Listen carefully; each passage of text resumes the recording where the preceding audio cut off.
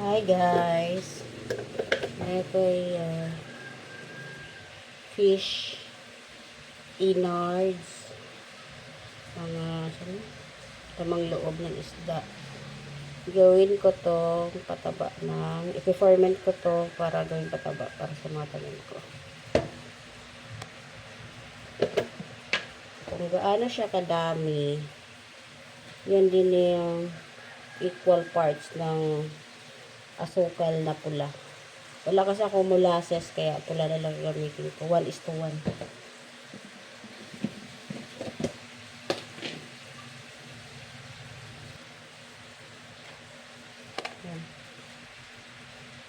Ni-recycle ko yung lagayan ng candy sa tindahan ko.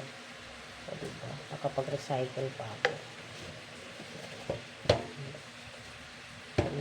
Mga 3 kutsara yan.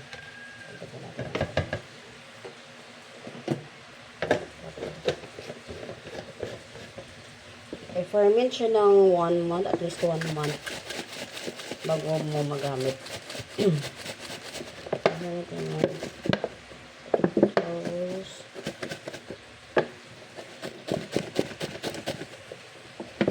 Dami lang ako kasi nagkugas ako ng isda. I-ferment na siya. Lagyan natin ng date. FAA 10-11. FAA 10-11.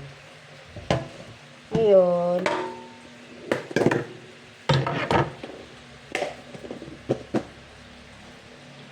meron na ako. Yan. Meron na akong na-ferment nung nakaraan. So, sa 16 yung isang buwan niya. Isang buwan. Pwede na siya gamitin na. Ferment na siya. Fermented na siya. Pwede ko na siya gamitin sa after 1 month. Ayan. Para to sa mga abono ng tanim ko. FAA, fish amino acid. O, diba? Organic na organic.